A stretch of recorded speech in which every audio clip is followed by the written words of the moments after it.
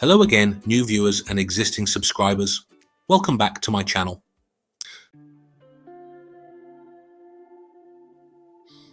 Today, we have some very direct and potentially eye-opening advice coming to us from our subscriber, Samuel from Finland. Samuel's story is a heads up, particularly for those who find themselves in the position of sending money regularly to a Thai girlfriend. Drawing from his own experiences and some insightful conversations during a recent trip to Pattaya with his wife, who herself has a background as a bar girl, Samuel is going to shed light on the financial dynamics at play in these types of relationships. Samuel challenges the common belief that a small monthly amount is enough to sustain a bar girl and keep her faithful, delving into the realities of their expenses and lifestyle. He offers some crucial advice on protecting yourself financially and emotionally, emphasizing the importance of being realistic about the costs involved and the level of commitment needed for a genuine relationship. So, if you're currently sending money to a Thai girlfriend or considering doing so, you'll definitely want to hear Samuel's straightforward and potentially life-changing insights. I sent in this story to advise those people, in some cases fools, who send money to their Thai girlfriend every week.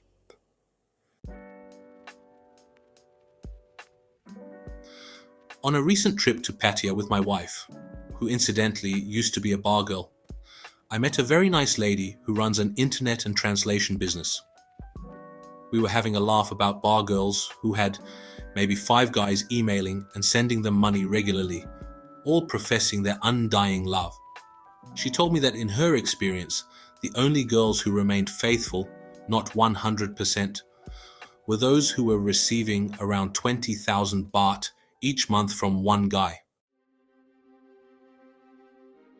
Isn't it funny that when you read about guys who think their lady has stopped working, they all seem to give 10,000 baht a month?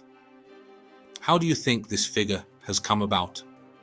I would say it has come about because it is both a reasonable amount for a Thai person to live on and because most guys could afford this for their peace of mind. However, the reality of this 10,000 baht a month is that it is just not enough to keep a bar girl, especially when she is living in Pattaya or Bangkok, and maybe even if she goes home. Bar girls have assumed a different lifestyle since they moved away from their towns and villages. They have seen that they can have a little of the good life, and they want to at least maintain this standard of living. Most of the girls I know, and this includes my wife some time ago, have gold, etc. out on the tick. And in many cases, this is around 4,000 baht a month.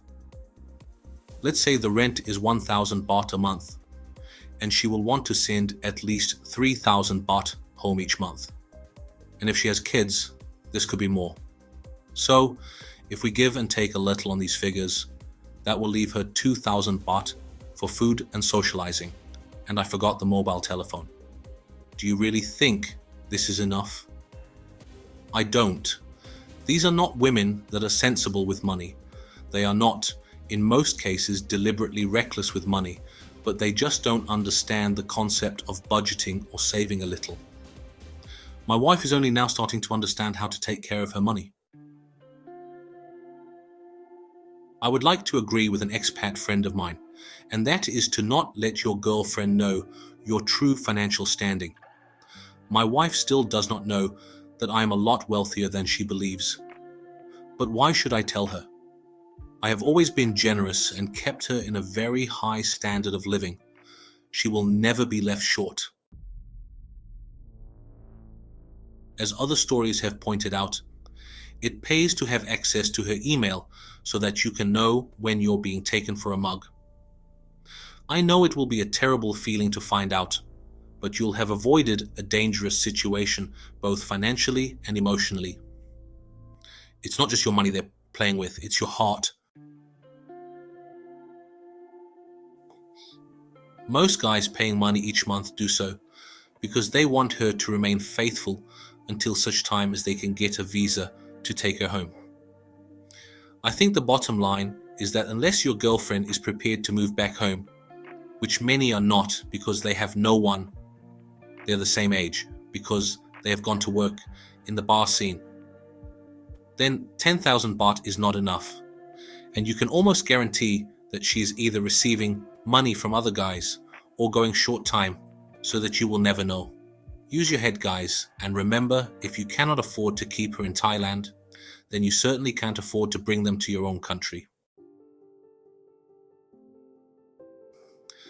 I think in my own experience, I have been very lucky, especially after reading the advice of the ever so slightly cynical stick. However, I think the reason that things worked out so well was because my wife had not worked the bar a long time, about 5 months. And so she was well satisfied with the 20,000 baht approximately I sent each month.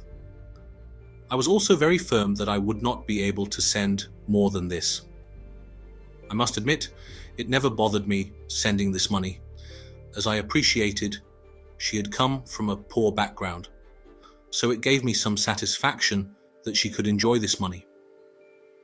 I know that I was very naive at the time, but luckily things have worked out, so I reckon I've done everything right. I would also have this bit of advice. If you are considering a relationship and sending money, but only going to Thailand once or twice a year, forget it. I think you need to be out there at least 4 times a year. Remember, your little lady will be much more likely to be faithful if she thinks you are the man to take her out of Thailand.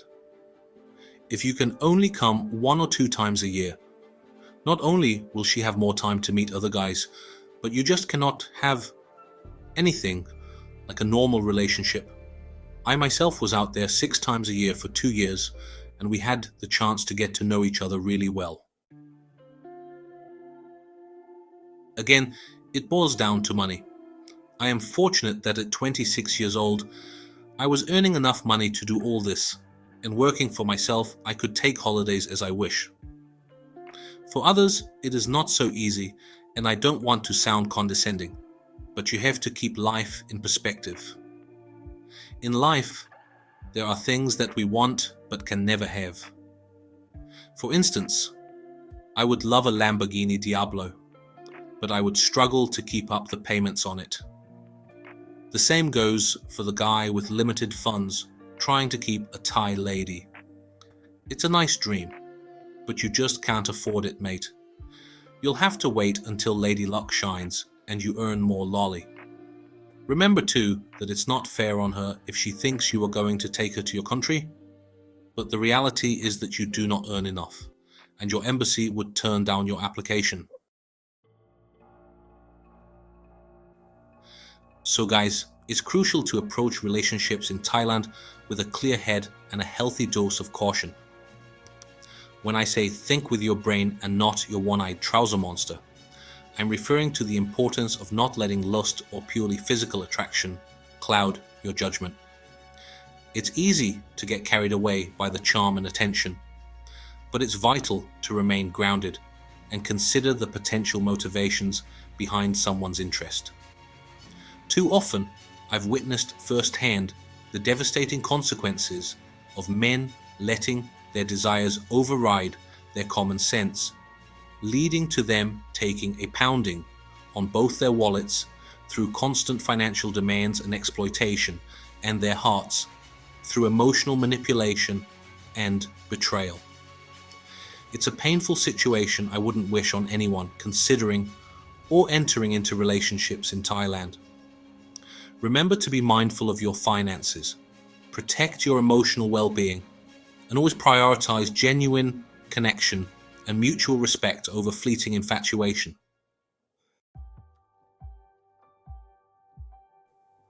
So there you have it. Some very direct and perhaps controversial advice from Samuel about navigating relationships and finances with Thai girlfriends, especially those working in the bar scene. His insights, drawn from his own experience and the perspective of someone within that community, certainly give us a lot to think about. The key takeaways seem to be extremely cautious about sending regular sums of money Understand that the financial needs and expectations might be higher than you think, and most importantly, approach these situations with your head, not just your heart. What are your thoughts on Samuel's advice? Do you agree with his perspective? Have you had similar experiences, or perhaps a completely different one? Share your opinions and stories in the comments below. We encourage a respectful and open discussion on this often complex topic. If you found Samuel's insights valuable or thought-provoking, please give this video a thumbs up. And if you want to hear more honest and sometimes challenging perspectives on relationships and life in Thailand, don't forget to subscribe to the channel and hit that notification bell so you don't miss our next video. Thanks for watching, and we'll catch you in the next one.